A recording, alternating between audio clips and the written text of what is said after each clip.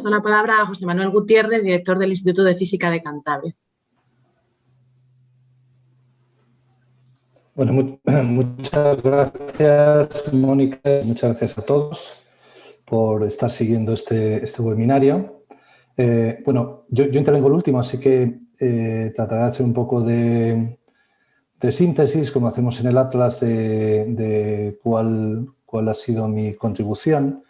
Yo he coordinado el Atlas, que es el último capítulo, como veis ahí a la izquierda en la tabla de contenido, aunque no está citado como un capítulo propiamente dicho, porque al principio se pensaba que el Atlas iba a ser una colección de mapas y de figuras, como fue el anexo que constituyó el Atlas del quinto informe.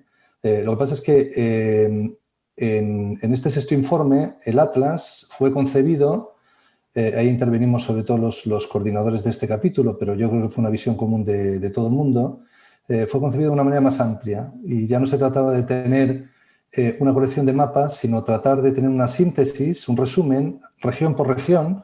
Ahí veis una descripción del capítulo del Atlas en la derecha, y veis el tipo de regiones de lo que estamos hablando a nivel continental, que coincide un poco con las hojas regionales que ha comentado Paco Doblas. Es un poco, va en la línea de lo que es el Atlas.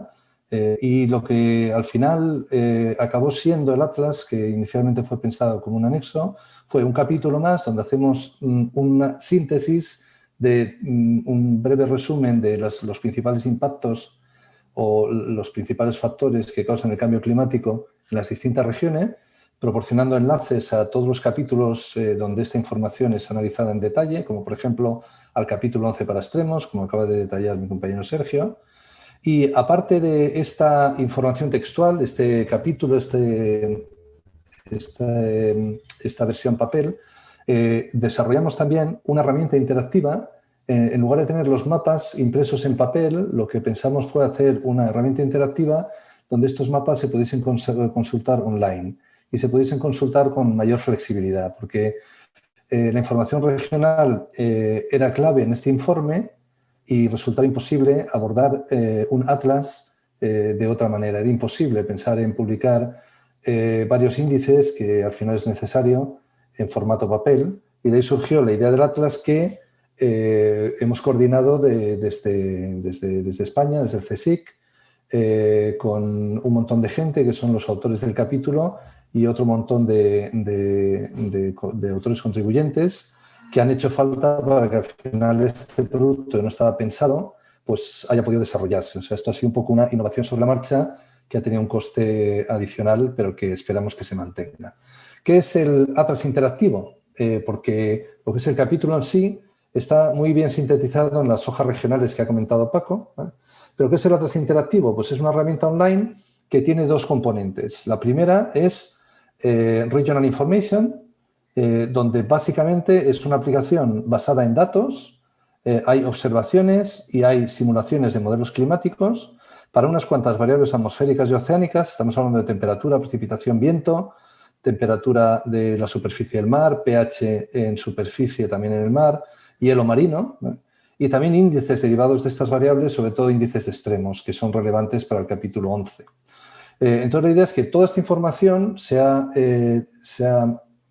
calculado para los datos disponibles, tanto de observaciones globales y regionales, como de simulaciones y proyecciones en el futuro, sobre todo de los conjuntos de datos de CEMIP, el CEMIP 5 y 6, pero también de las proyecciones regionales de Cordex. Básicamente, lo que hemos tratado es tomar todas las observaciones y simulaciones globales y regionales que se han usado en los distintos capítulos, los más comunes, y que describen tanto la historia pasada del clima, en base a las observaciones, como las proyecciones futuras, nuestros mundos posibles, y se ha calculado de la misma manera todos estos índices y se pueden analizar. Se pueden analizar en base a mapas globales, como el que tenéis ahí, o se pueden analizar también a nivel regional, haciendo clic sobre cualquiera de estas regiones, pues se puede analizar cuál es el valor agregado regional.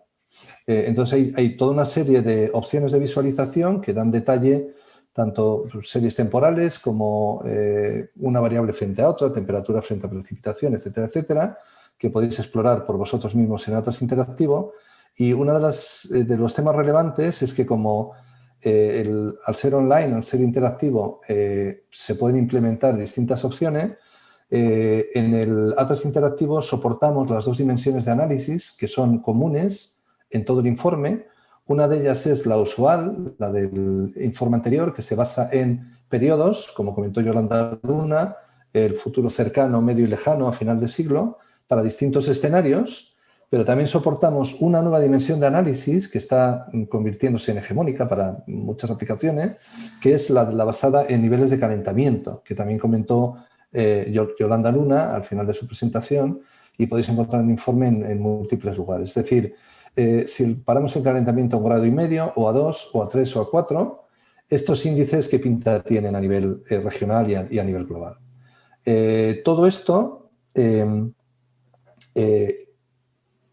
para todo este desarrollo se ha hecho un esfuerzo en que la información sea reproducible y sea reusable, y como comentaré después, hay recursos donde uno puede descargarse pues, todos los scripts que han generado estas figuras. Se puede descargar el metadato completo de qué modelos en particular y de dónde han sido obtenidos forman parte de cada uno de los índices para cada uno de los datasets, y hay una cantidad ingente de información que puede ser reusada en otros proyectos para que se puedan, no haya que reinventar la rueda. Lo que ya se ha hecho esté disponible y a partir de ahí se pueda construir, pues, por ejemplo, a nivel nacional o a nivel de investigación. Los típicos mapas de proyecciones futuras, aparte de estar en el informe, están disponibles ahora en el Atlas Interactivo y se pueden consultar para cualquier, este es el precipitación anual, pero se puede consultar cualquier estación del año, no solo el invierno o el verano boreal, como tenemos aquí. Estas eran las imágenes que había en el Atlas, del quinto informe. Ahora cualquier usuario puede seleccionar una estación de interés, puede ser una estación de crecimiento de algún cultivo o una estación monzónica en alguna región del mundo donde las estaciones estándar no tengan sentido, y se puede ver toda esta información con un mayor nivel de detalle y de flexibilidad. Hay límites, y esto es importante. El Atlas Interactivo es un producto oficial del IPCC y como tal ha estado sujeto a revisión, y entonces no se puede proporcionar un producto que pues, tenga una flexibilidad completa, donde un usuario pueda, por ejemplo, definir una región concreta, España o el norte de España o Madrid, y obtener resultados regionales a ese nivel, porque el Atlas Interactivo lo que hace es soportar el informe y los análisis hechos en el informe, y por tanto solo incluye aquellas regiones que se usan en el informe. Hubiese sido fácil dejar que se pueda seleccionar una región pequeñita, pero ese no es el objetivo del IPCC, y la información que se obtendría de esa manera no sería la información más eficaz, más razonable.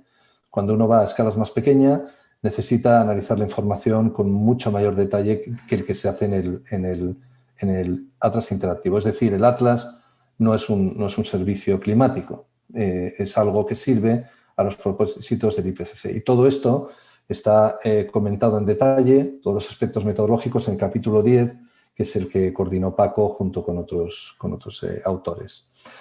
Un tema interesante es que se pueden exportar tanto las figuras, ¿vale? Eso sigue la licencia del IPCC, que no permite hacer modificaciones, pues porque justamente es un producto con el sello del IPCC y por tanto no tiene sentido transformarlo y para decir que el IPCC está diciendo cosas distintas, pero sí que permite bajarse también los datos que hay detrás de la figura, y eso sí que eso se distribuye en un formato abierto, Creative Commons, ¿vale? Solo hay que citar la fuente, y eso sí que se puede transformar cada uno de la manera que quiera. Es decir, tú te puedes crear tus propias figuras, no las figuras del IPCC, a partir de los datos que proporcionamos aquí, y hacer pues, tus propios análisis, y todo eso está accesible en el Atlas Interactivo. Entonces, todo esto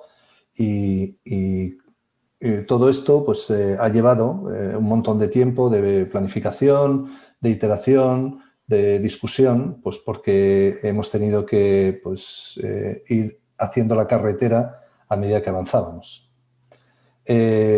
Bueno, esto es un ejemplo que no tiene más misterio. Es En el Atlas Interactivo se puede analizar observaciones. Esto es, por ejemplo, una parte del menú donde muestra todas las observaciones disponibles.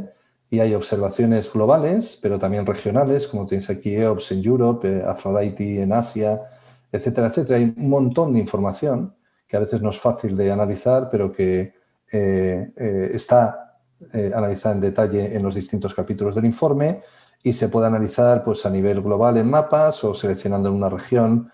Está la serie temporal con la tendencia.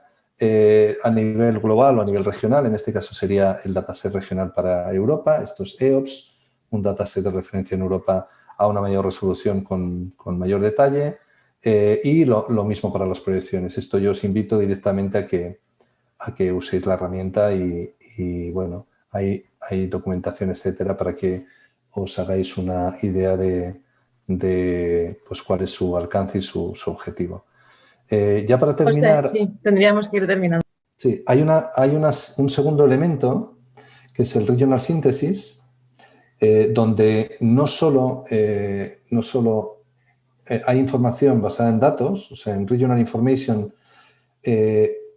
está todo lo que inicialmente era el Atlas Interactivo, ¿vale? Pero a medida que fue evolucionando el informe y se empezó a hacer una serie de conclusiones a nivel cualitativo, no solo en base a datos, sino en base a los papers, en base a toda la evidencia disponible, región por región, pues surgió la idea de que el Atlas Interactivo tuviese una segunda componente, que ilustrase justamente esta información de síntesis, no basada en datos, sino en todas las líneas de evidencia que estaban usadas en el informe. Y esto enlaza directamente con el resumen para toma de decisiones, con el summary para policymakers. Entonces, en el Atlas Interactivo, al final, hay esa parte más de datos, que es la que he descrito, y luego esta de síntesis, que vamos a hacer pública el día 27 de septiembre. Habrá un evento del IPCC al que también os invito, que os conectéis si os interesa más detalle en este particular, y que permitirá analizar la información a un nivel más de usuario más general, no tanto el detalle de los datos, sino el resumen, pues un poco en la línea de la última figura que enseñó Sergio, que es lo que va a pasar con los extremos región por región. Esto ya lo comenté, que es que toda la información está disponible. Esta es la dirección. Si buscáis en Google GitHub e IPCC, pues vais a llegar a este repositorio de GitHub donde está toda la información que todos los scripts, muchos datos intermedios, notebooks que describen cómo hacer cada una de las pequeñas cositas, como reinterpolar, calcular índices, etcétera, para que aquellos que bueno, estéis más en el lado de la generación de resultados, investigadores, etcétera, podáis apoyaros en lo que ya está hecho y no reinventar la rueda.